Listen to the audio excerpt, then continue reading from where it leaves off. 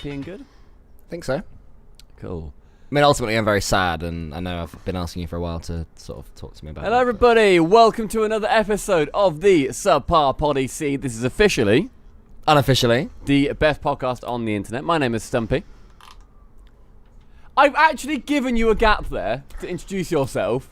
the last 2 weeks, you've done that as well, and then you've told me off when I've jumped in. So you want me to today? Well, no, you've done it now. You're Cole. And I will be your spirit guide today. We're very lucky to be joined by the talented, the beautiful, the World Championship winning gentleman himself, Mr. Gregan, 25. I've given you 25 back. You're welcome. I was going to say, it's Gregan to you. Goodness gracious me. Can I call you Gregan 25? Yeah, Cole's fine with the 25. Yes. What? It's because I'm older than 25, and you're a child. You got to know me by my shortened name. I think for my family it's Greg. They call me Greg. Greg, Then, not your actual name. Yeah. No, Mum, I identify as Greg. Yeah, you're alright, Gregan. How are you? Yeah, I'm good. A little bit fatigued from all the travelling and a little bit unwell from all the travelling. Oh, no. But we're back now for a healthy routine of getting prepped for RLCS and hopefully getting to Worlds again. Are you straight back into health mode, Gregan? Have you gone back and you're like, right, time to eat 4 calories a day, only consume ice cubes and work out thrice? How do you know my diet? That's pretty much dead on. It was ice cubes for breakfast. He wakes up, crunches ice cubes, and starts working out for the first of his price time. See, the advantage of ice cubes is you burn calories melting them, so that is key to the diet. It's very true. No, I had an apple for breakfast. I've not had any breakfast. Well, that's a mistake, isn't it? I know. Well, I've got a cup of coffee. I'm showing it to you guys with some branding on it. Likewise. Lynch. L. Lynch. What's L. Lynch? It's just it's a hire company near me. I just got given a free mug at a thing. But it's Nice. like, it's the perfect size mug. You know what's about mug sizes? This is like a really Yeah. good size for Is coffee. it girthy? That's always important if there's a it's lot quite- of width to it. It's quite stout.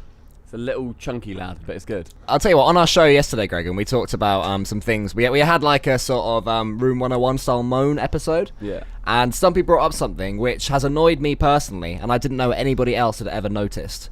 And it's that old people tend to have smaller cups and mugs and glasses. Yeah. So you ask for a glass of water, and they go, "Oh yeah, here you go, dear." And they sort of give you their palms with a little bit of water at the bottom, and they tell you to sup. It's And I bullshit. want to slurp, not sup. It's you know, absolute bullshit. I want a pint glass. It's all they can carry, that's why. They Probably. don't have the arm strength to pull through a gallon mug like me and Stumpy like to drink through. So you're the Exactly. same as Stumpy, as me and Stumpy, are you? Do you get annoyed by that? I very much looked for a bigger mug than is normal. Look in the mirror, mate. When I went out to the shops to buy myself a mug, I was like, I need to find one that has more capacity than the normal mug. And I have Right. 2 now.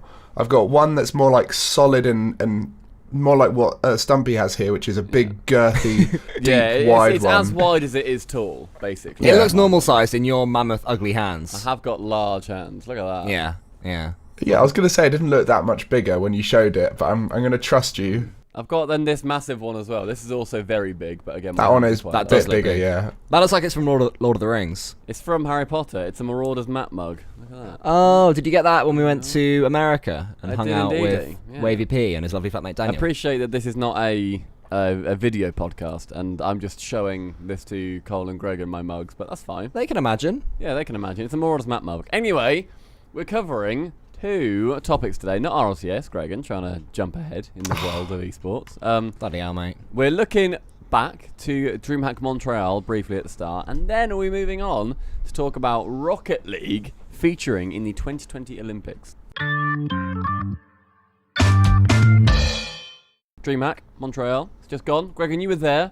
What was the atmosphere like, my friend? I think it's probably the greatest DreamHack there's been, and could be up there with some of the world's in terms of Wow. atmosphere. It was amazing, just the amount of people there who were loving it. The fact that we had coaches on the stage, there's so much more emotion from Yes. the players and the teams. The casters were loving it. Cynics were loving it. The crowd was loving it. So we were positioned. How can I explain? So we're in the Olympic Stadium, right? And the way you get into the show floor is to come downstairs where you'd normally go down to sit in your seats. Okay.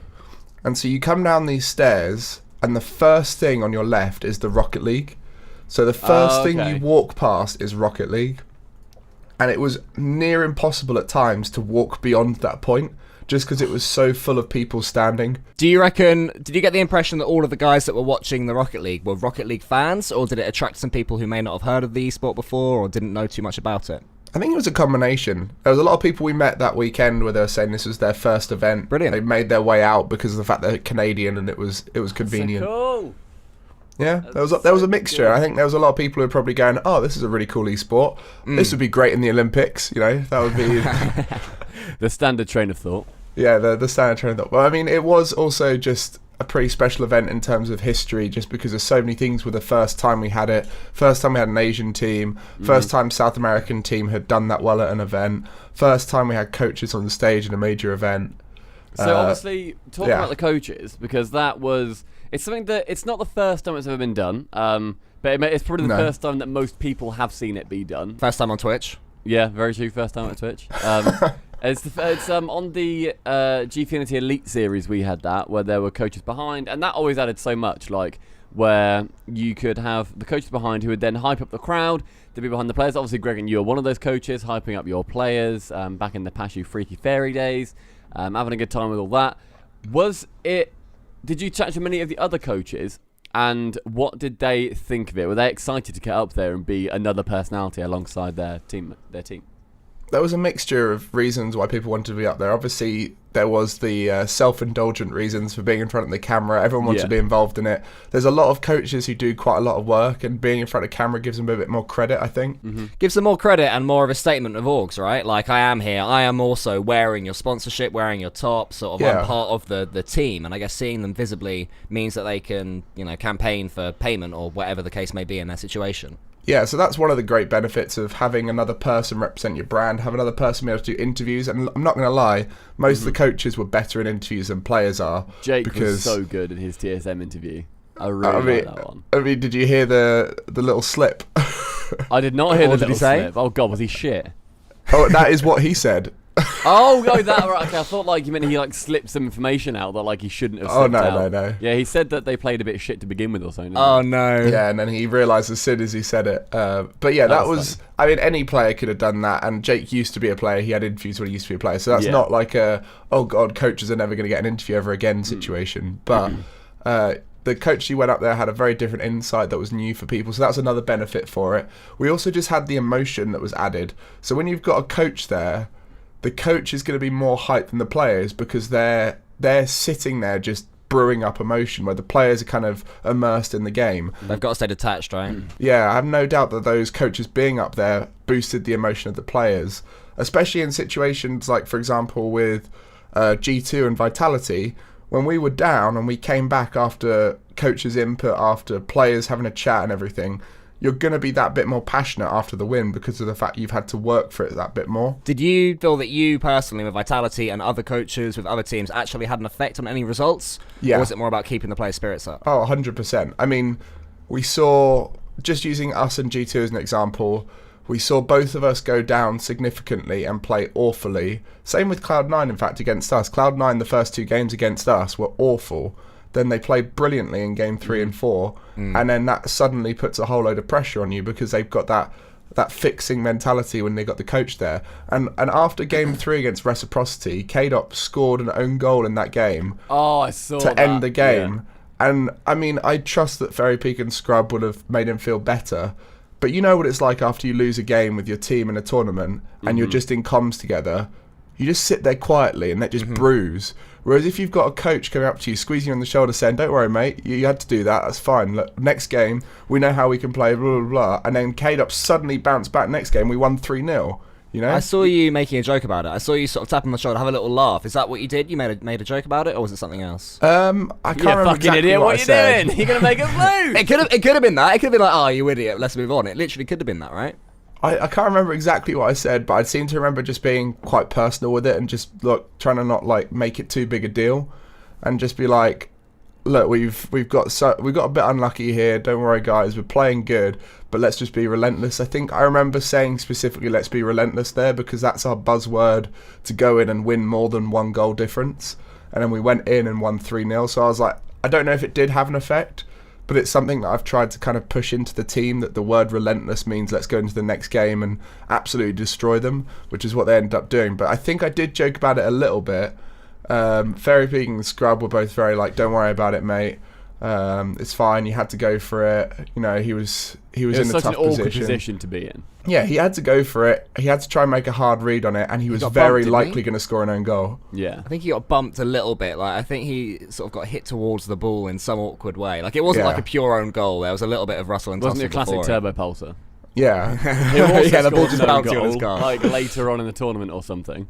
Speaking of Turbo Pulsar, this is not a dig against Turbo Pulsar. I think he's an important role in a team. But I was watching NRG in the quarterfinals, and I genuinely tried counting how many touches Turbo Pulsar had, and he doesn't touch the ball for like a minute or two at a time, but he still is so important to that team doing well. It's so weird that he can just fit in, do barely anything on the ball, and still be so dangerous. Because obviously a lot of his effect is rotation and boost starving, bumping, being in the right place to put pressure on your opponents. But I was just like watching it, I was like, we are in a world of Rocket League where you can be an important role in a team without actually hitting the ball. So is his role then just to make Garrett and Justin feel completely comfortable? They are the most comfortable they've ever been on the Rocket League pitch with him about. I don't know, it might be the mental side of it in terms of feeling comfortable, but I think it's also just being in the right spot at the right time so that it forces them to hit it somewhere else. If that makes sense. So you're almost like zoning out the opponents. They go, I don't want to hit it there. It is zonal marking, yeah. I feel and then they go, okay, we've got to clear it somewhere else. And Justin and Garrett pick it up and go off and do something fancy. He is the ultimate forcer. Yeah, ultimately putting pressure on them and saying, hey, can you hit this? They hit this. And he's like, okay, right, I'm not going to commit. Go back. You've given it to my teammates. Job done. Okay, so you mentioned... right. Sorry. Done. We're done with Vitality. We're done with them. Move on to the Peeps. Moving to the Peeps, because they're the big boys. I wasn't going to ask about Vitality. I was going to say, Gregan, you mentioned that for you, the key moment of coachingness was the Caleb own goal. Were there any other sort of moments you saw from any other coach where you thought, oh, good job, Coach X, where they really did a good piece of coaching? Well, there's a lot of situations where teams with coaches started coming back when they probably shouldn't have done. So, for example, Mouse almost came back all the way with the reverse sweep. They had Letterman there. I expect his influence had an effect on that. Like I said, G2 did it twice. Cloud9 did it. Reciprocity did it. Like every team that had a coach seemed to have a lot closer series. Now I don't know if that's just me confirmation biasing it. Yeah, but, of course. It definitely felt like just having that person there helped teams from not getting swept, because it's been a bit of a problem in the past where great teams have just been swept out of a game. I mean, just look at us at Valencia. We got swept out against NRG when we were just playing a bit off. Maybe having an influence between those games would have brought us back into it. Maybe the fact that there was no coaches at Worlds affected those teams where we were 3 games up, and then it's like, oh, we can't win. Like G2 when we beat them in that first game with that overtime goal, or the 0-second goal, that could have tilted them off. Whereas if Jazza was there, maybe they'd have come back into it, you know? I think it's definitely one of those things where everybody seems to have wanted it for a while, just having something else there on the stage, and it seems to have had a decent impact. And hopefully now, I think like Cole said earlier, it's going to lead to more jobs behind having coaches behind players, and maybe orgs will then see the importance of then having a coach behind. Talking of a team that don't have an org at the moment, who have in theory apparently got an org somewhere. Yeah, I've heard rumours. Somewhere. Let me guess. Rumoring. Let me guess. You're going to say about the Peeps?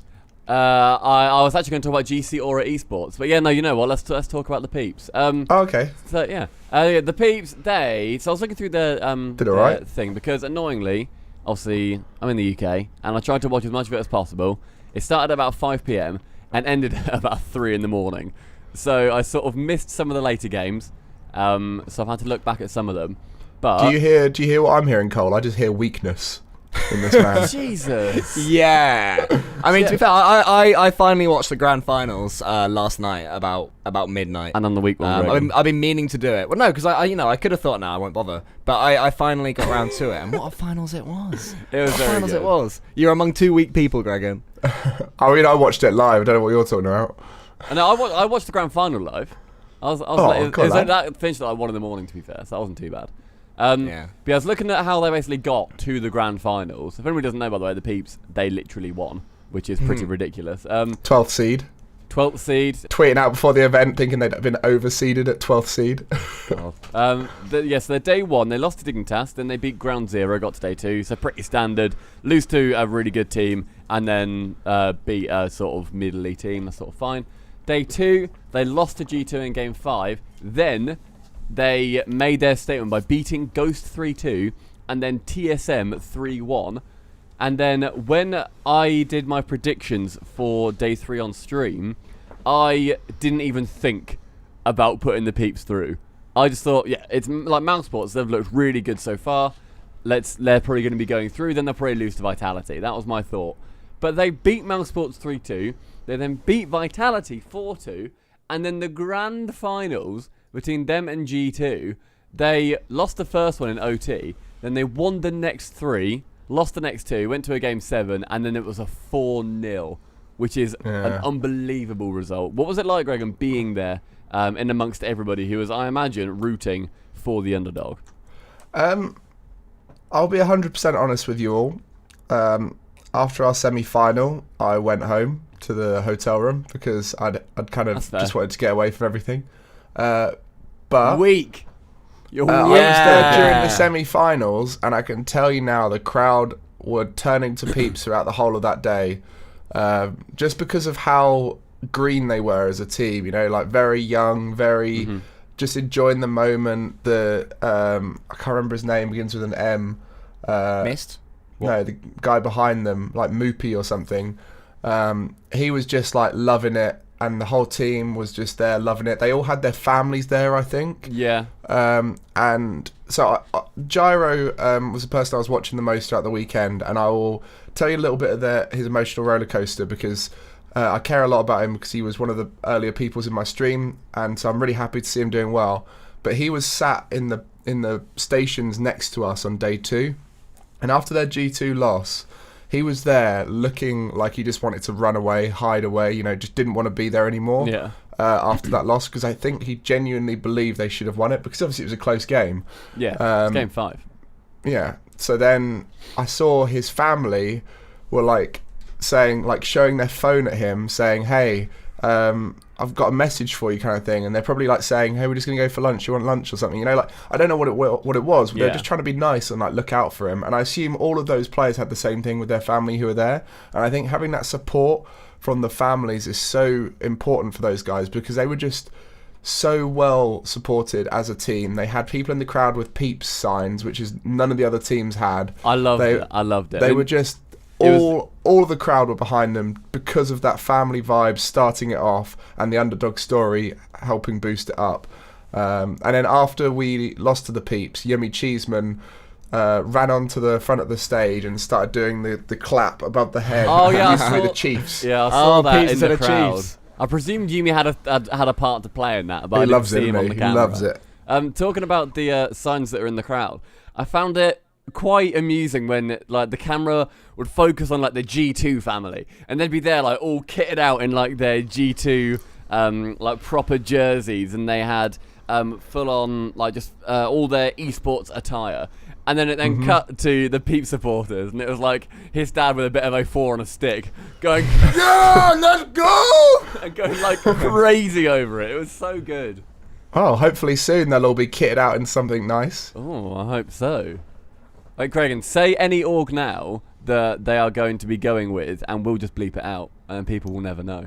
Are they actually? No. Oh, maybe. You meant to say yes. And yes. Because you bleeped it out, didn't you? They don't know that I just said, like, do they? No, they don't, Gregan. It's a lot of trust. But now they don't know if you're joking or not. There's a lot of trust right now, because if I said that and you didn't bleep it out, cool, blimey. I mean, it's on Cole to bleep it out, so I'm not the bad guy. You better bleep it out, Cole. I forget. That is a big secret. I'm a forgetful guy, all right? Maybe we'll advertise it when we tweet this out, saying Gregan leaks the pizza walk. That's the play.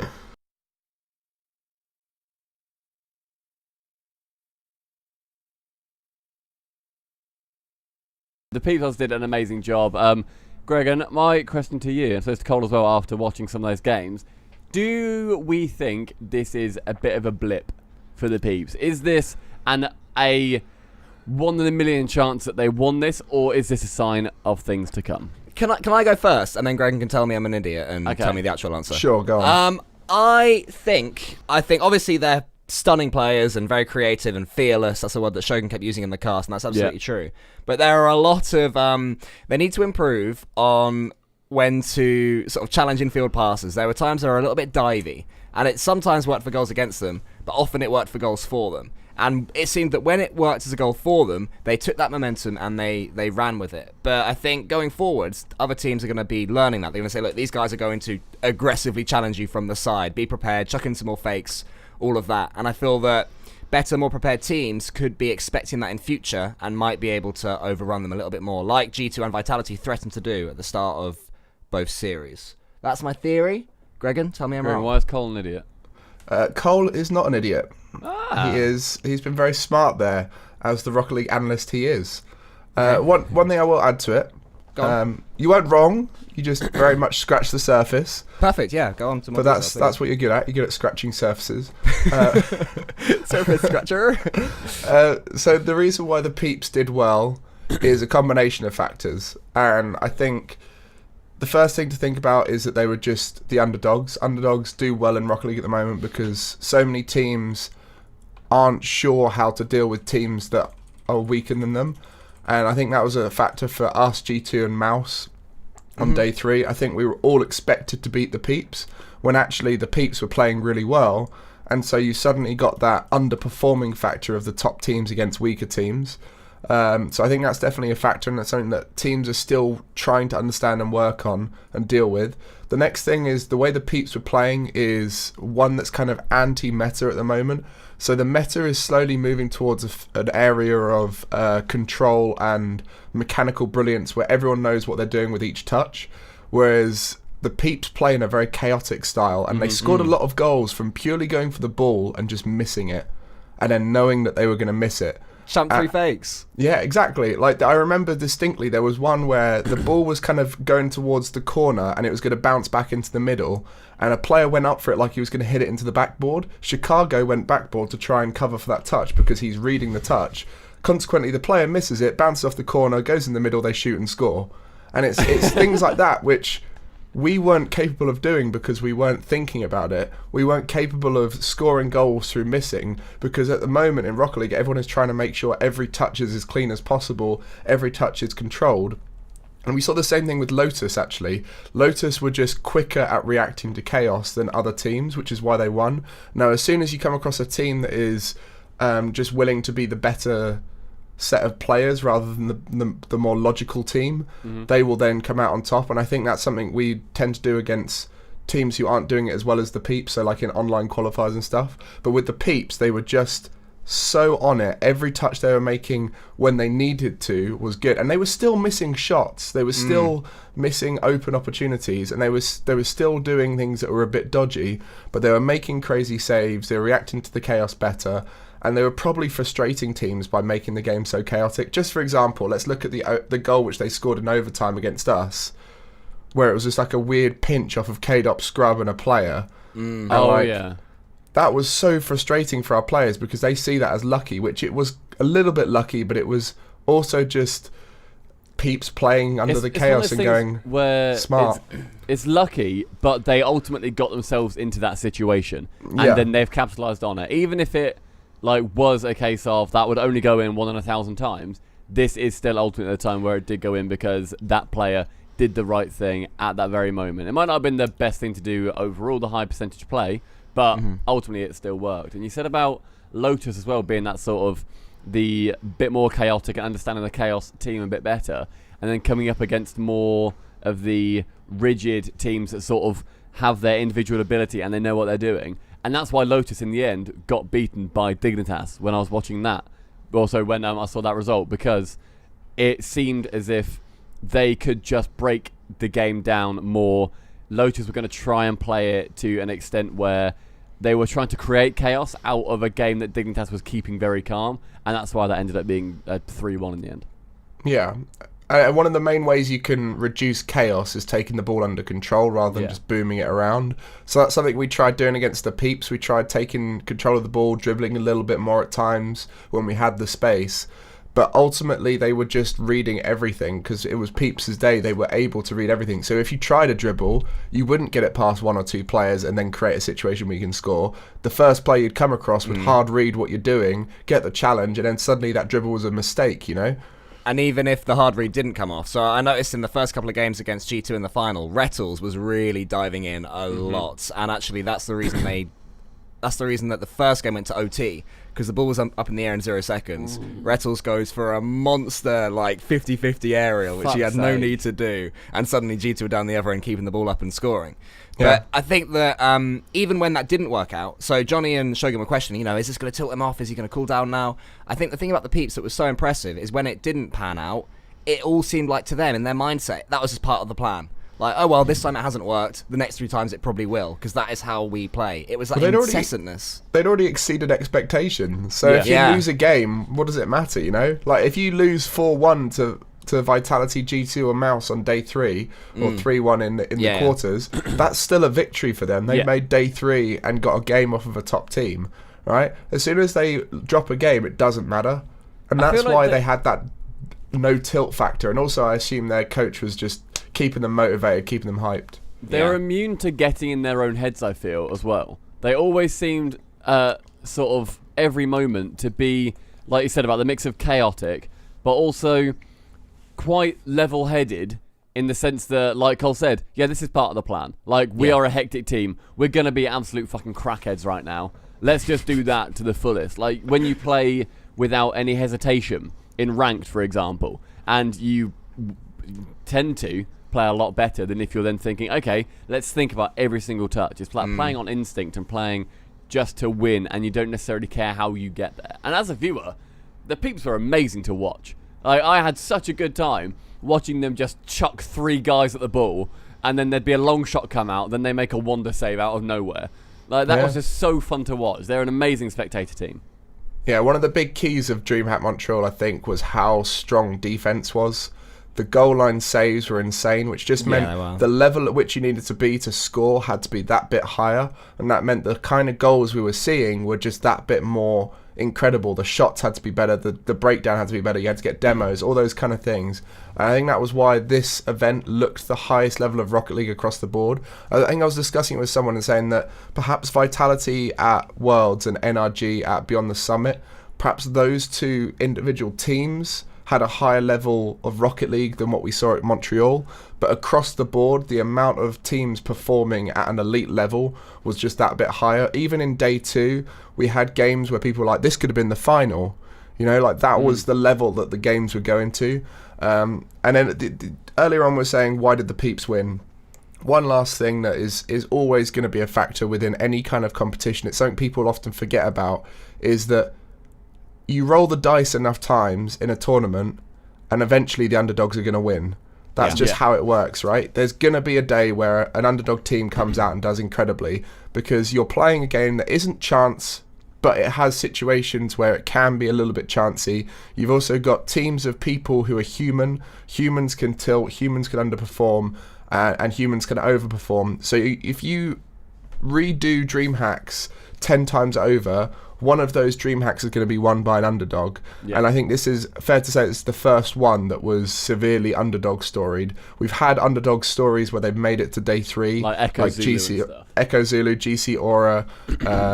I mean, even like back in the day when Mouse did well and Evil Geniuses at Dallas, like those are underdog stories, but we've never seen it go all the way through. And I think eventually that's going to happen. So obviously we've had some very, very good Dreamhack Pro Circuit. Hopefully it's back in 2020, because I went to one in Leipzig and I fucking loved it. It was so I've got good. to go to the next one in Europe, assuming that it was comes back. amazing. I have to. Yeah. We all hope it's back. Obviously, all the pros as well on Twitter. It's so good when you see everybody. It's like how everyone responded to Beyond the Summit, where everyone was on Twitter saying, that was amazing. Can we do that again? Because everyone just seemed to love it. So hopefully it's back. And Cole, you definitely should go to one, because I've been to one. I wanted to go to Montreal, but I ended up working that weekend anyway, so I couldn't. But it looked fantastic. So hopefully there will be more.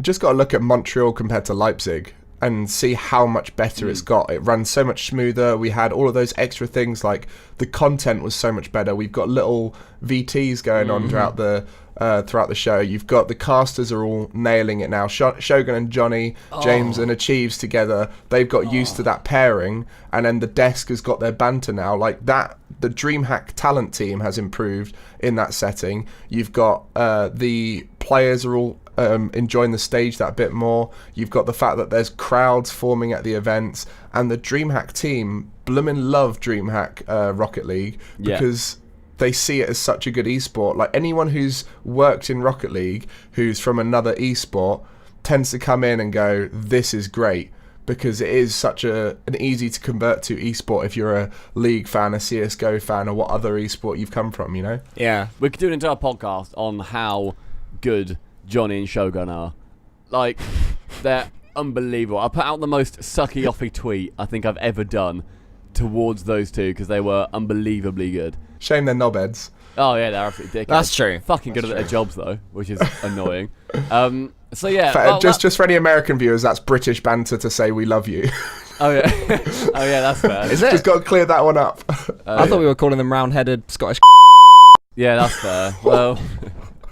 What, and Shogun. Yeah, Shogun's very Scottish. I hate how Scottish Between them. Got a lot of fingers as Shogun. Scottish C. So, let's move ourselves onto Rocket League being at the fucking Olympics, by the way. So, it's been announced that Rocket League and also Street Fighter V, which is I love that. absolutely gigantic for Street Fighter as well, are going to be featured at the Tokyo 2020 Olympics.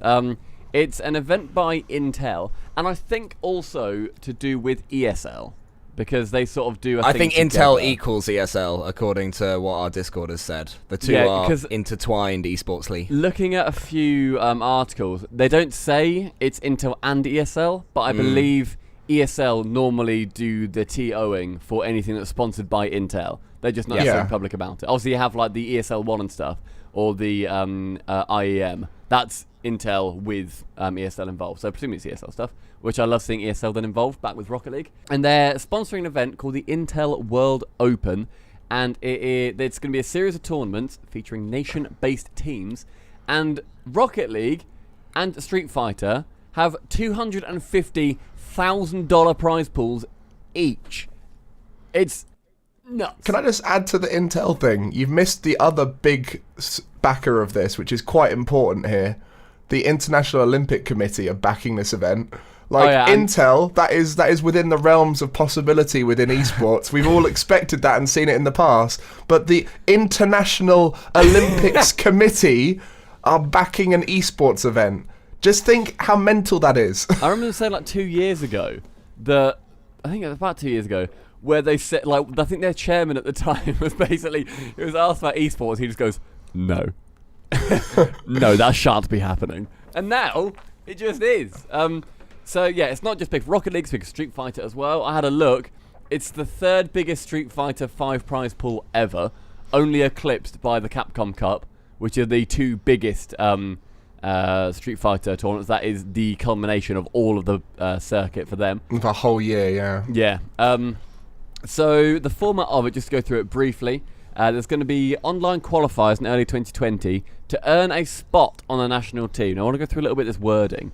Yeah. To earn a spot on the national team, I don't get how that works. Do you guys I've get that? got a feeling all it's going to be is when you enter and go into this Katowice qualifier and all that, you have to team up with fellow English people or fellow British people or fellow French people.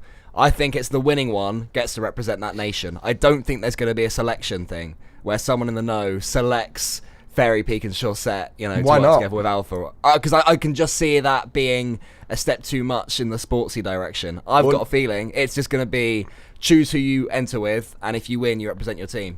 I don't want that, but I've got a feeling that's what's going to happen. What I want is for someone to be in charge of each nation. If there's any time it's going to be towards the sportsy direction, it's going to be now. I don't know how it's going to be, that's why I put the question forward. But I think if there's any time it's going to be like a bit of a selection thing of having, say, even just they pick somebody from the top French org, like Vitality, they then say, okay, Fairy Peak, who do you fancy? And then he sort of then goes through and picks and whatever. It might be like that. Greg, I don't know if you know any more or you've inferred something differently. We don't know much about the format right now. We just know the basic outline of it. But what you just described, Cole, is something that isn't forced but could be done. So the way I see it is if there's like an online qualifier for Great Britain and you have to have your Great British teams qualify, you could definitely go... as the British Esports representative, I'm going to select 12 to 20 players or whatever, do some kind of selection process with them, create an A, B, C, and D team, and then put those into the qualifier, guarantee that one of those teams makes it because we've just picked the cream of the crop of GB, and then try and form a super A team, or maybe even go for 2 A teams and then 2 B teams, and then just put them into the qualifier and go, one of these will make it. And I think you could do that for any nation, even if it's not part of the ruling system. It's something that could be unofficially done. So unofficially we have our little tournament and then we put forward the 3 that have earned their right officially. Yeah, and then even then you could just say like an A, B, C, D team, because you obviously want as many of your best players to have a chance. You don't want to chuck your only A team in, stop the other players and say you can't compete because you didn't make the A team or whatever.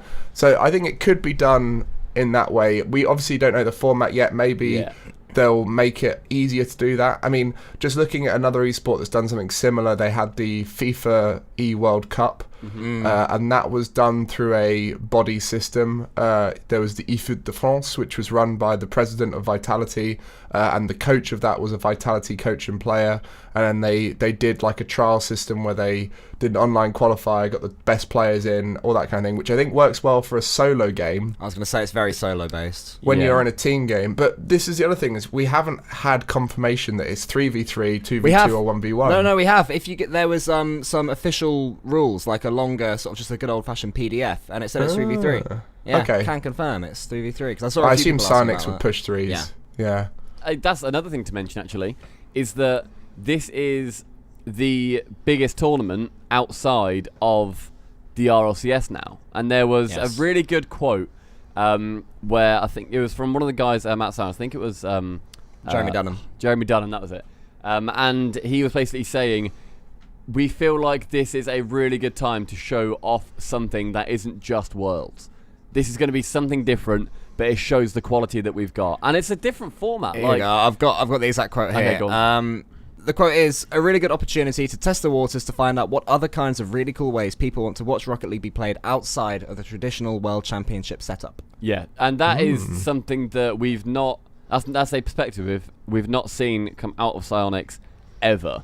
That's the first time we've ever seen it where they are open to having a gigantic tournament that isn't run by them. Open and excited as well. Yeah, where they've not shut it down. Because before we've seen it where Psyonix have shut down tournaments of roughly this size. Obviously not Olympic size, but this sort of prize pool size at least.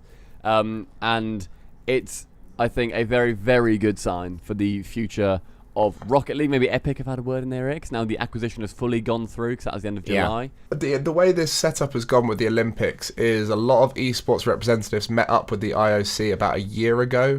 I can't remember exactly when it was. I know that Josh from Psyonix went along and spoke on behalf of Rocket League. I know that there was a lot of FIFA guys there, and I assume Capcom went along. And they all just have a little chat with the IOC, basically saying, this is our esport, this is how it works, this is how we can work with you. And then Chester King from British Esports Association spoke to me and he said Rocket League looked the best there. Like, it is the perfect esport for something like the Olympics. It is an electronic sport. Family friendly. And it's not something you can do in real life like you can with FIFA. It's something that's easy to understand. It's gore-free. It's universal. Anyone can watch it. And that's why it fits so perfectly. And I think why Street Fighter went in is a similar reason. It's very family friendly. It's quite easy to understand in the sense that it's health bars going down. It's fun to watch. It's exciting. And it's also very big in Japan, and we're going to be in Tokyo. So I think that's a big influence on that as well. I was just going to finish off by saying the whole Japan team thing, obviously for Street Fighter, that's going to be that's going to be fine because Japanese teams are expected to be there. But this allows a year of development for Japan Rocket League to say, right, we need to be good for this event. We don't want to go into the Olympics looking like the weak nation that just got a free invite. Yeah. So what Gregan is referencing is the fact that the Japanese team will auto-qualify along with 7 other teams, I believe. And probably is the biggest news to come out of Japanese Rocket League ever. Should we go it's the biggest opportunity Should we go through just the qualifiers real quick, then get to the Japanese, just so we know what's going on? Because I had to try and work my head around this. The picture Gregan has put in our Google Doc is wonderful, by the way. Don't worry. Always here for you. Cheers, pal. So there's online qualifiers in early 2020 to earn a spot on the national team. And then the national squads are then going to compete, quote, throughout the summer.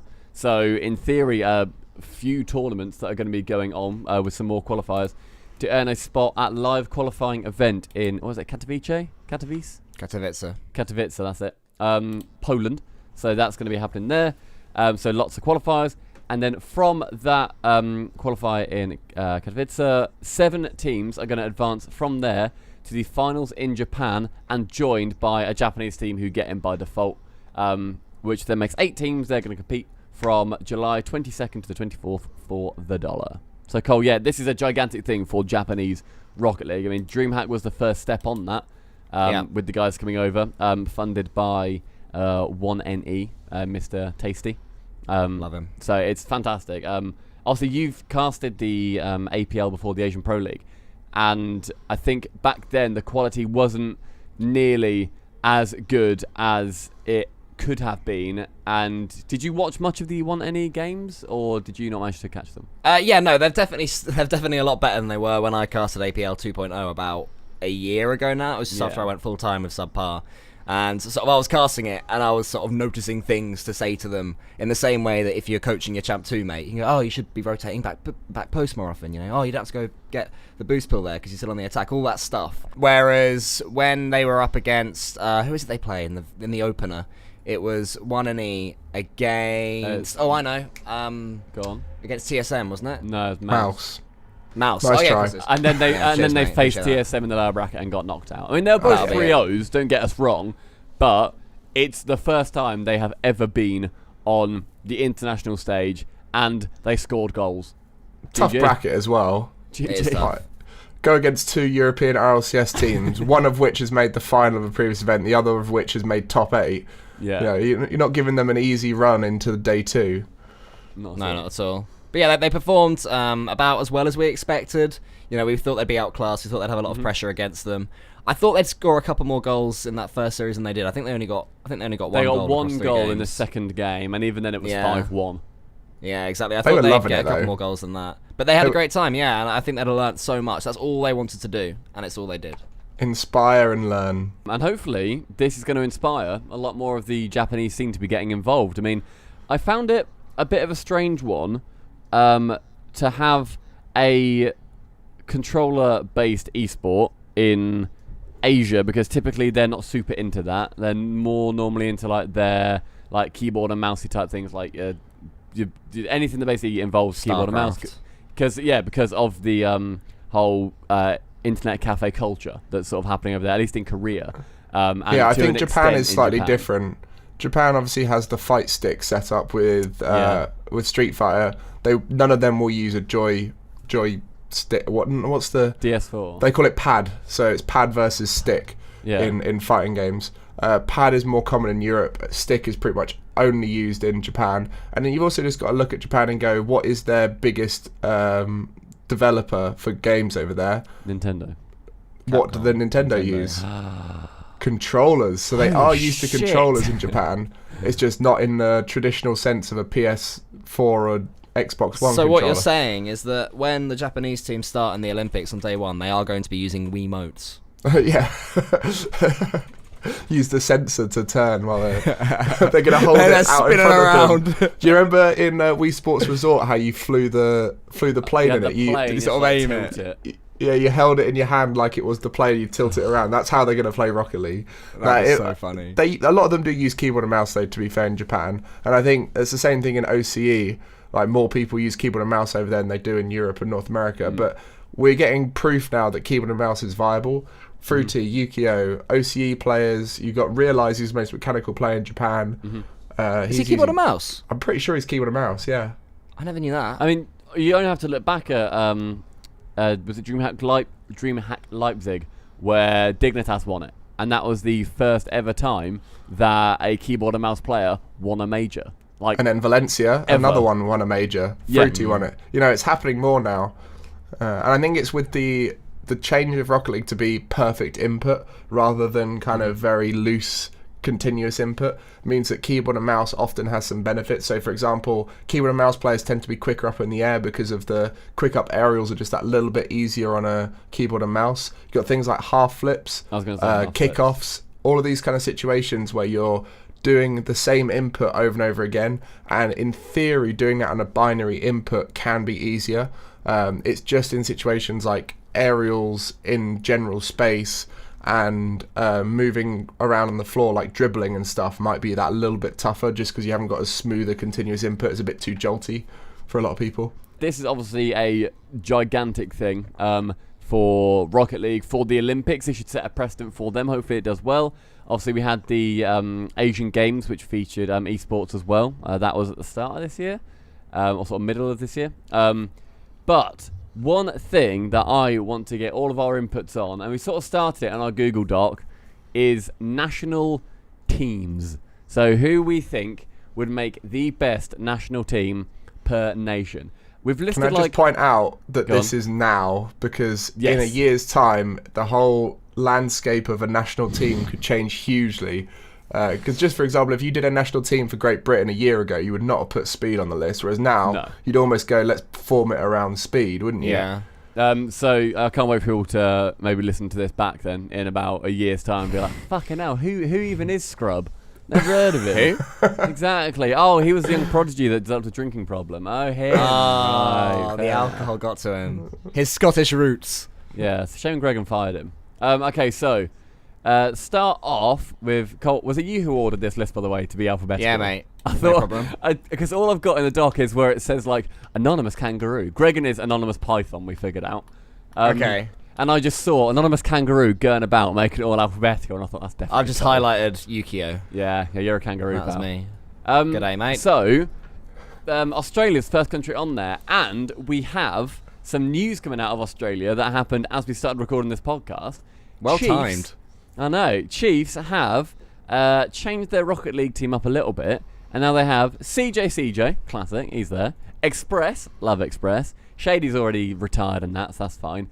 Drippy has come back, and Drippy is now with the Chiefs, and Zen is the sub because Hawk is too young, even though Hawk was fucking sick. So what are we thinking of that?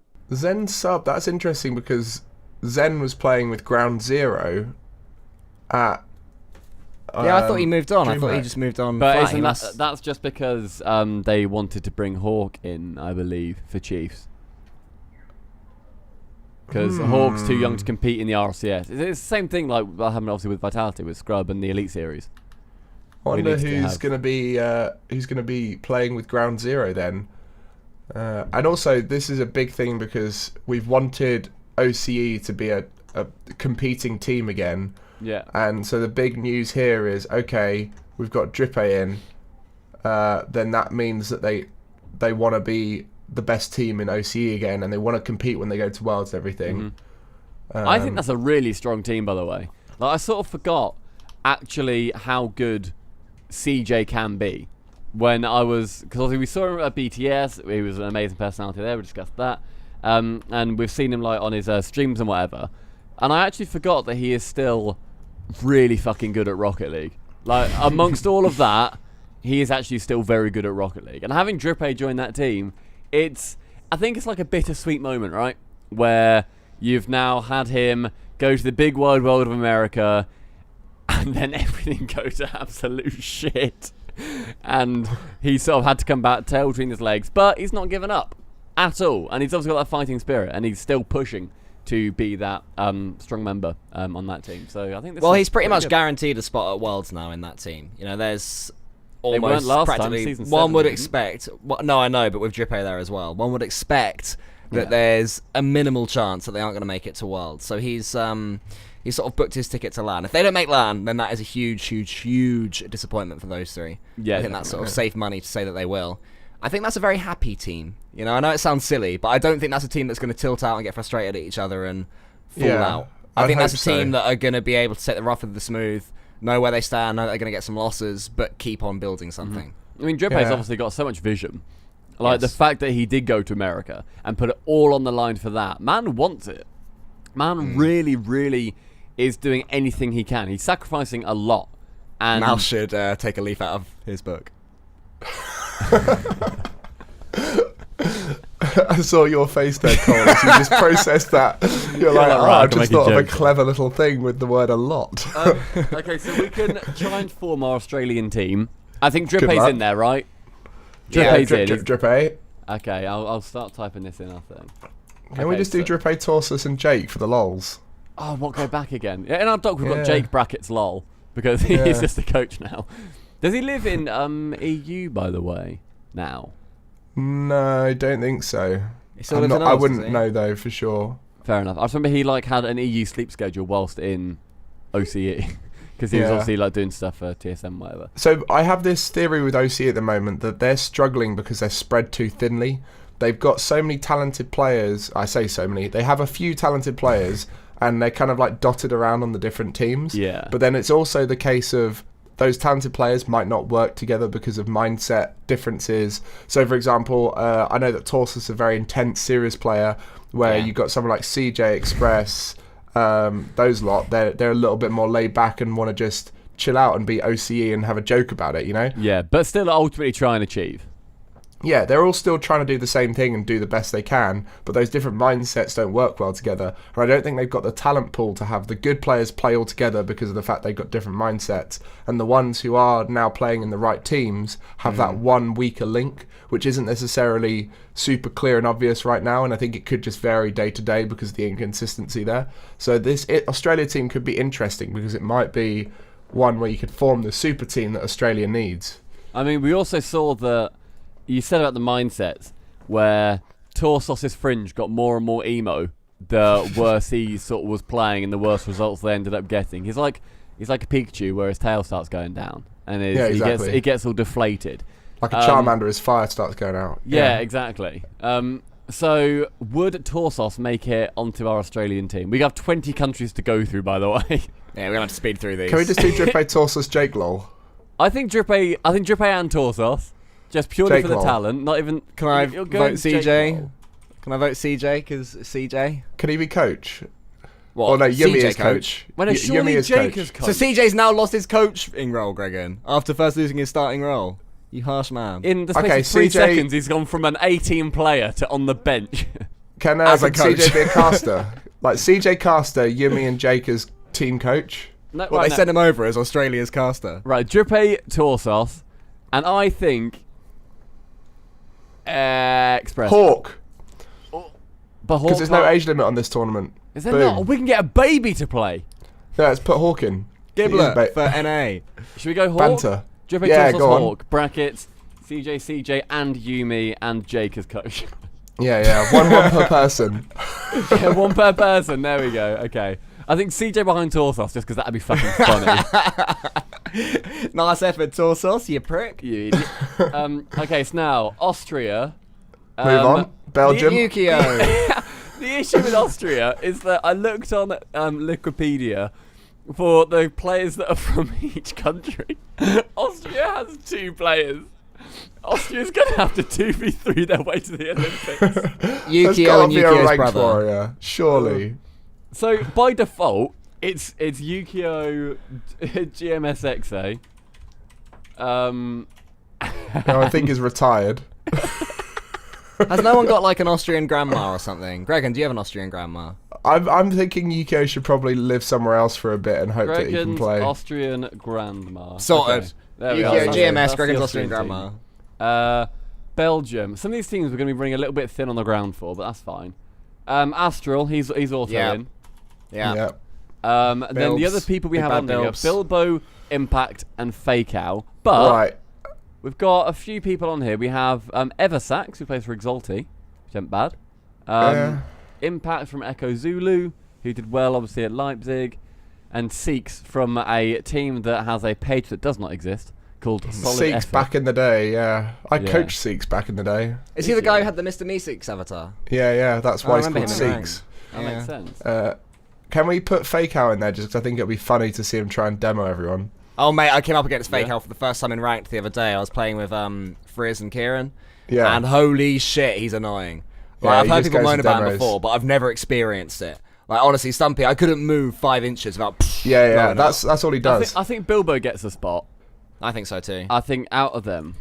We're going to have Astral doing flashy stuff, Fake Out going for demos, and then Bilbo just covering the gaps. Half Boom. rotating like an They're absolute gonna win. crack fiend. Yeah, Winning team I right think there. they can take down the Austrian power team of Yukio, GMSXA, and Gregan's Austrian So grandma. wait, the Belgian team is one guy who is a mechanical mastermind but tilts out in 2 seconds.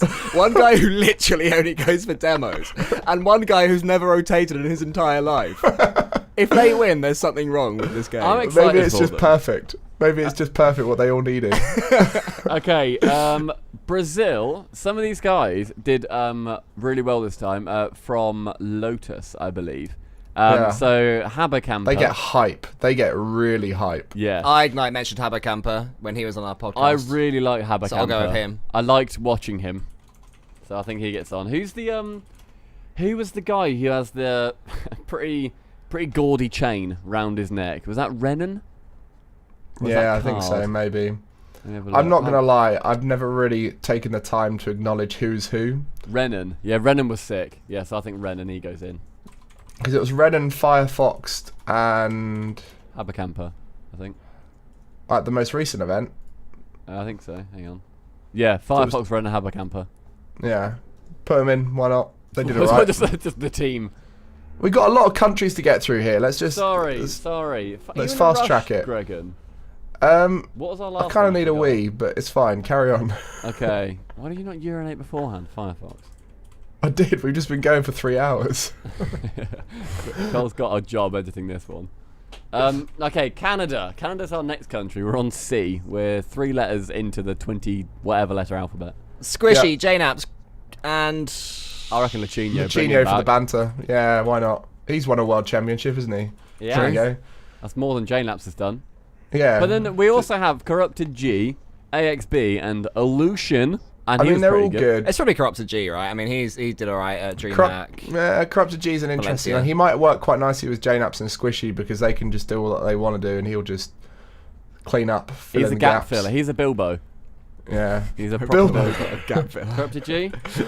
Yeah, go on then. Okay. Right. Also, I'd love to see him walk out with his pirate hat on it for Olympic Games. How that'll be good would that be?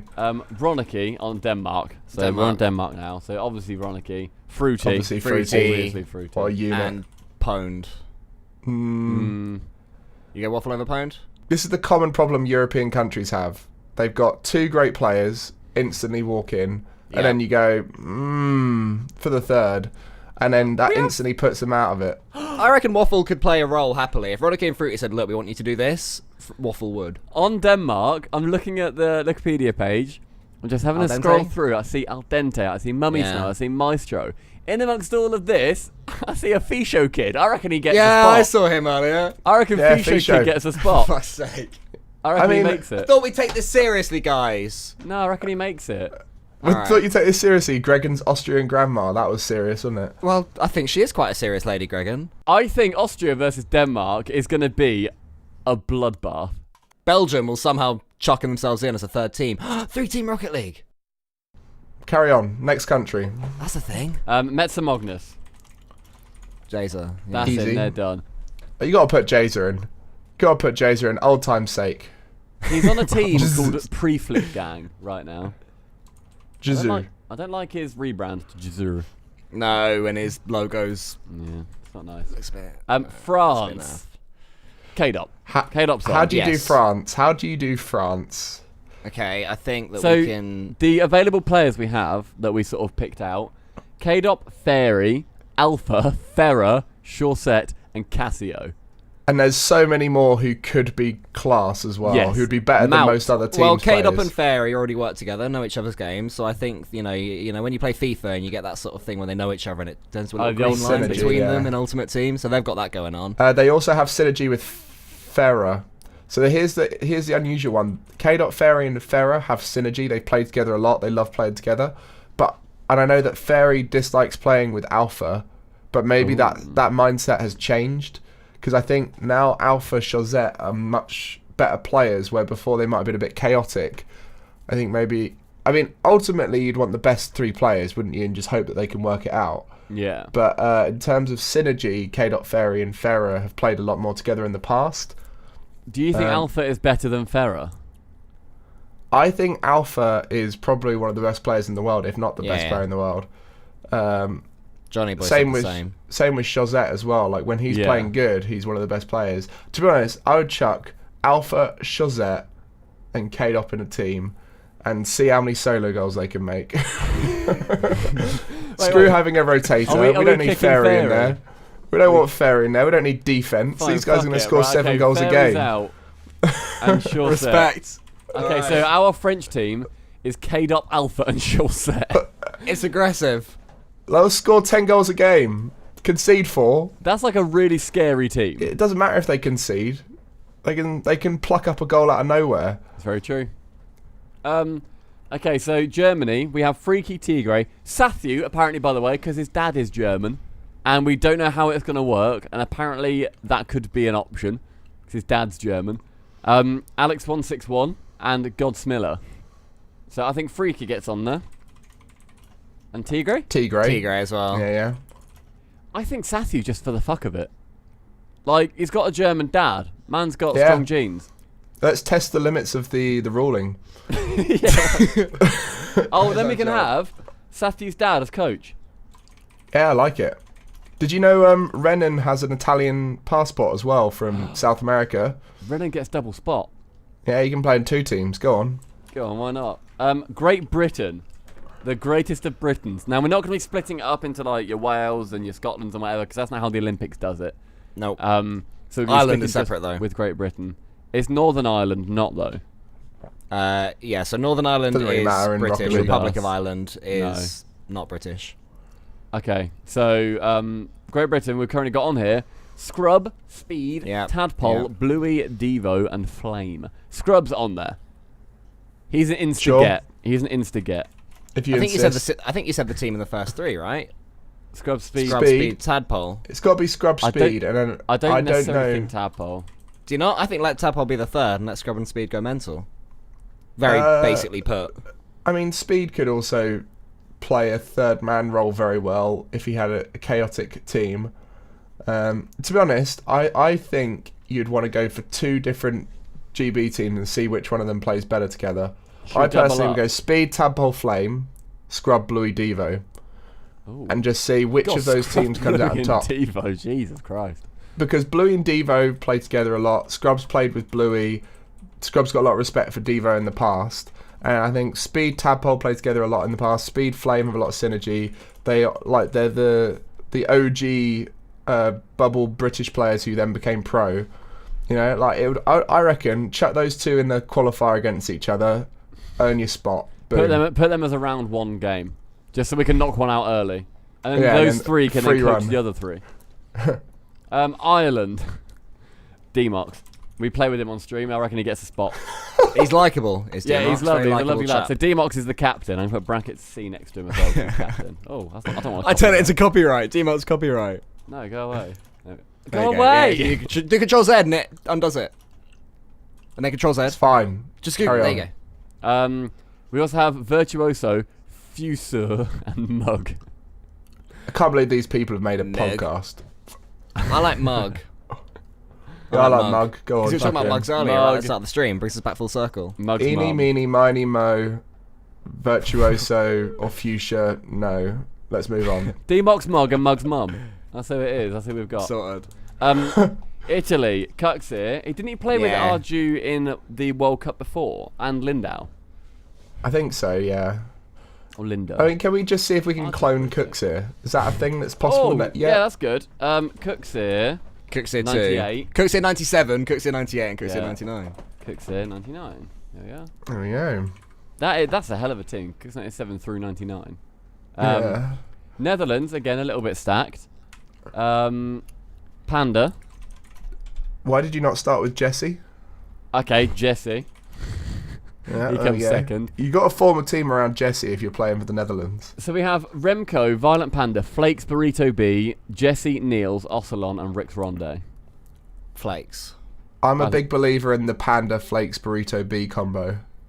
Sorry, so you had a personally. go at me to put Jesse in there, and now you're kicking him immediately. You're I'm ruthless. sorry. Was that not humour? Did you not detect the humour? I'm sorry. Have we just Jesus. been having this whole conversation very seriously? Can you stop Wow. being so aggy because you need a piss? Fine, what was it? Panda, Flakes, Burrito. Burrito. I don't even know if Burrito B's good anymore. Fuck He it, was Remco. class for so long. And then he never quite made RLCS, did he? He's just been No. chilling in the rival series for God knows He's how been long. Are they playing still in with the Rick's rival Ronde series? for too long. He's been Yeah. having a good time. So Panda, Remco, and Flakes is our team for the Netherlands. Yeah. Norway, Greasy, who's just in straight away. There's a few players. Can we that make are just Etrex not the coach? in. I think Etrex needs to be the hype man. Etrex hype. J Walls and C. J Boom, Walls sorted. and C, Spain. That's all the other ones. Spain. Are you in a rush? There's only 3 players. I'm going to copy paste them. Mark Y8, Clayx, and GCR 710. Yeah, what about easy. matey at the beginning? Oh, what's his name? Sweden. Gregan's Austrian grandma. Is that what you're on about? No, carry on. I'm going to Okay. go find out what his name is. Schweden, Turbo, a lot, and Zenzus. I think he's better than Data. Yeah, he's done something more recently. Yeah. Now the next De Boer. 2 teams. De Boer is who I was thinking of. De De Boer. Boer. De Boer. Oh my. What, for Sweden? No, for Spain. Spain. Okay, GCR That shows fuck you how off. memorable he is. De- You know, that Swedish Boer. guy. No, it was Spanish. Didn't he play for like a football team? Like, Yeah, they Valencia, I think. picked Something up. like that. Yeah, so Monaco. Valencia, I'm so good. Valencia CF Esports. well done. Ah. Yep. Switzerland, Mirrorwing. He's got to be our number 1. Let's Who's- form a team around who's Mirrorwing. Huh? Who is Mirrorwing? It's a jack of all trades, Gregan. And then we'll also get in Skyline. There we go. So Mirrorwing, Zafir, and Skyline. The end of Yeah. some of these names, they just say who ? Because we're not convinced. New Zealand, Kami. Why are you not putting Kenny Salmon on this team? Can we stop having a go at Kenny S, please? Kenny I come back from Salmon. the toilet and you guys are having a go at Kenny Salmon. No, I'm not having a go And at now you're Kenny doing it in the Salmon. actual podcast. No, I was saying Kenny Salmon has to be in. Yeah, he's the captain. Right. I don't like your tone, Gregan, whether you need a piss or not. There we are. Kenny Salmon and Good. Adzi. Don't know who that is. Remember, Yeah. you are not a I- salmon. I'm Actually, sure we've probably put some New Zealand folk in the Australian team as well. Probably by accident. They're the same Same place. innit? One's got more stars than the other. USA is where it gets a little bit meaty. Oh, Where we could spend 10 to 15 minutes on it. So let's do that. I Right, reckon you'd Gregan? form 3 or 4 super teams in USA. I think, yeah. Like, so far, the only players who've got actually on there is Justin Kronovi and an exclamation mark. I think that was you, Cole. Why the exclamation I mark? put that in because it's fucking Kronovi. Do you know what I mean? He's the big man. He's probably not as good as the others, but he is still Kronovi. The year is 2016. Hey, exactly. I thought Cole you'd, is still respond relevant like and he that. loves Kronovi. Chicago, Bastards. Garrett G and Rizzo. But yeah, we could make several super teams here. I think you have to put Justin Garrett G together with someone. I think Justin Chicago Garrett. Yeah, I think so too. That's terrifying. That's Although that super might team A. that might be a bit triple committee because they all like a good go at the ball, don't they? Yeah, it's got France syndrome where each one of them wants to just do solo plays all the time. To be fair though, Garrett is a smart cookie, so I'm sure He he'd is. find a way to let those two do what they want. He's a clever Perfect. man. God, there's so many people who live in America. Like Let's do a fucking meme hell. team based around Rizzo. Right, Rizzo, Okay. Sis, John Sandman. John Sandman. There we go. That's Okay. that's your USA. Me, Mike as coach. There we are. Oh, I miss Neat Mike. Let's get like just a brutish team. Okay, Like Torment, harsh. Classics. Oh, I'm in. Torment Classics. And who else is just a big scary person? Fruity. Fucking hell. But I feel like that team, they'd go about, they'd be like in a club, they'd be dancing, and you'd be scared of them. Like, they're big blokes, right? But if anything Yeah. starts going Wave down, punk. they're like the Hells Angels. Like, they'll come in and they'll sort the good from the bad, and they'll beat the life out of the bad. Wave Like- Punk wearing a mask because his face is way too nice, but his height is is menacing. He's quite a long man, but he's not necessarily lanky. scary as Wavepunk. That's the thing. No, he's not. I'd have him. I did have I mean, him. within a year, he can bulk out, put a mask on. So he's training man. hard at the Oh. gym every day. Torment Classics, AJ. He's the little twink in the mix. Oh, I thought. No, to be fair, Wonder's pretty big, isn't he? Or does he just look big compared to AJ? Wonder looks about 50. He does look looks old. big compared to AJ. I don't think he's actually that big. He's got a very full facial hair. Yeah. So Torment Classics and AJ is one hell of a stage team. Like that's going to be that's an incredible walkout. I'd also like if it was Torment, AJ, or Wonder and Classics. I feel like Torment and the other one who's not Classics will just be so friendly. And then you just got Classics who would then scream and they'll be like, okay, Like a okay, war it's cry. fine. It would It's a scare good them. thing. Let's get Team Old Person. So let's get Wanda. So Yeah. team that looks old. So Wanda's in there. Who else looks old? Who else looks old? That's a weirdly specific thing. And we've got Yeah. Team Hell's Angel in there as well, to be fair, with the honorary twink. Zane Jackie. What's he doing nowadays? let's get Zane Jackie in there. Quinn Lobdell. Gibbs. Yes, Gibbs. Okay. All right, Wanda, Zane Jackie, and Gibbs. Wanda looks at the sign-up sheet and you see those two names next to him. It's It's like, how has this happened? How the fuck has this gone on? He's used to playing with legends like Kronovi, and now he's got Zane Oh Jackie my in God. And then whoever sorted the American team goes, I'm sorry, Wonder, it's all just random. It's actually because you guys look old, so come on. But Justin, Garrett, and Chicago are together. Oh, don't worry, we just rolled the dice and looks like you've got pick Zane of a Jackie hat, and mate. It Gibbs. really was. Rizzo got Sis and John Sadman, so you're doing all right there, Wonder. You're doing okay. What about Team Kindergarten? So a little baby team to face off against the old men. We've already used Wonder and Giblet. Giblet. Okay, Giblet's in. AJ. Facing off against his dad. Now AJ's already on Team Hell's Angels with a twink. And that's fine. Who else that'll looks do. babyish? Rettles looks about Yeah, 9. true. Yeah. And then who's that? That one oh no, there was like a really young one who was playing online. First Killer. He's like the new Scrub Killer. Who's First Killer? I don't know, but I've heard he's too young for RLCS, so put him in. Why not? First Killer, Jason Coral. How old is he? 14. Prime Thunder. Prime Thunder's a youngster. Not anymore. Lafutski. He was 18. youngster 3 years ago. He looks young still. Oh, know. First Killer. Yeah, he looks like a child. Yeah. Okay. First Killer's in. And then what's the final team we can make from North America? Because this is a lot E-girl of big team. teams. Let's make an e-girl team. E-girl team. Oh, okay. So who can go in that one? Athena, of course. Athena. Build the team around Athena, I reckon. Okay. I'm trying to think of other. Because she's American pretty good at e-girls. Rocket League, isn't she now?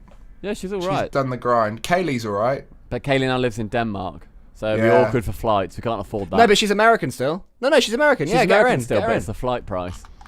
Um, We could go Kaylee. I think you got to go Kaylee here, lads. Considering we've got Turbo in Sweden, it's sexism if we don't get Kaylee in for USA. I don't know how, but fair enough. I'm not going to try and I'm not going to get in the way of I'm that. not going to question it at all. Exactly. I don't know which ones are good at Rocket League. Because I mean, we're obviously trying to pick the best team possible here. Obviously, yeah. To face off against the Wonder team of Wonder, Zane, Jackie, and Gibbs. Chelsea plays, doesn't she? She at least Yeah, plays the she's game. pretty yeah, good, I Chelsea. think. Maybe. Yeah. There we are. Yeah, okay. chuck her in. Is it Chelsea? I don't know. I never know. Cellos. Oh, I just realised we didn't put Snasky in the Denmark team. Sorry, There's a Snazzy. reason for that. He can coach. He can coach Fisher up to a I World like how Cup player. Fisher gets in there instead. Smansky as coach. Yeah. There we are. Okay, Sorted. wow. These are That's some it, good innit? teams. This would be a fantastic World Cup. Should we say through the teams as they come out? So as a run through, Gregan needs a wee, but it's fine. I'll be quick. The teams that we have created are Australia. Let's take it in turns. Australia, you've got Drippe, Torsos, and Hawk with CJ, Yumi, and Jake as the coach. Austria, we've got Yukio, GM Sexay, and Gregan's Austrian grandma. For Belgium, we've got Astral, Fake Out, and Bilbo. What a team. Brazil, we have Haberkamper, Renan, and Firefox, who is just Lotus, I think. Canada, we've got Squishy, JNaps, and Corrupted G. That's going to win based on our good. teams, I think. Denmark, we've got Ronicky, Fruity, and the star player Fisho Kid with Snasky as coach. Finland, Metza, Norris, Magnus, and Jazer. France, we've got K-Dop, Alpha, and Chaussette, the 1v1 crew. Germany, we've got Freaky, Tigray, and Sathu because his dad is German, and Sathu's dad is coach because he is German. Great Britain, we have an A and a B team. A team is Scrub, Bluey, and Devo, and the B team is Speed, Tadpole, and Flame. Ireland, we've got Demox because he's in our community and he's lovely. Mug and Meg's Mem. For Italy, we've got Cooks in 97, Cooks in 98, and Cooks in 99. Hopefully the cloning goes well, otherwise that team is a disaster. Or they'll have more hands, they'll be better. Netherlands, we have Violent Panda, Remco, and Flakes. Norway, we've got Greasy, Echex is the hype man, J-Walls, and Seeb. For Spain, we've got Spain, whoever was left, which is Marked by 8, Clayx, and GCR 710. No, There's no, one else in DeBoer. They Spain. replaced it with De Boer, who I don't brothers. think's played for about 3 years. I'm saying GCR 710 on behalf You've of been Spain. outvoted, mate. Oh, you've been outvoted 2-1, mate. GCR can be the man in the front row. Deal. Okay. Making a Sweden, chance. we have Turbo, Alot, and Zenzus. Switzerland, we've got Mirrorwing, Zaffair, and Skyline. Class. That's a good team, We've mate. got New Zealand, Cammy, the captain, Kenny Salmon, and Anzi. Stop laughing at Kenners. Sorry. And then we have quite a few teams here for USA. So our first team, which is probably the team that would win everything, Justin, Garrett, and Chicago. And then Rizzo, Sis, John Sandman with Neat Mike as coach for the banter team. Torment Classics, AJ. Hell's As Angels the big with boy the team. Twinks. Yeah. The old man team, Wanda, Zane, Jackie, and Gibbs. The young child team is Giblet, Rettles, and First Killer. And the A team is Athena, Kaylee, and Chelsea. Hey, what? That's some good teams. So this is obviously going out on YouTube. It's also on Spotify and iTunes. So if you guys have got any comments and teams that you would like to put forwards, comment with them. Also, like, do the subscription thing because we're nearly at 100k, which is pretty nuts, and also been there for about 3 years. And also, yes, they're on Spotify and iTunes. This is made possible by all of our lovely, lovely patrons. So thank you to them. I believe there's a link to our Patreon in the description. So if you want to support us, anything from like $1 a month, be very, very appreciated because it's our Chuck a full-time buck. job. Yeah, chuck a buck. Hashtag chuck a buck. Otherwise, thank you, Gregan, for joining us on this lovely, lovely Olympics-themed episode of the podcast. It's been a pleasure. I've always wanted to be on this podcast. It's my favourite Poddy C on the internet. Thanks, mate. That's really kind Cheers, of you. mate. All right, everybody. Have a fantastic rest of your day or night or afternoon, or I hope you have a good brunch. I bet there's somebody listening who's having a brunch right now, which is quite exciting. I want to hear from them if there is. Yeah, if you're having a brunch right now, make sure you comment. All right. Thank you, everybody. Bye, bye, bye. Bye. Bye.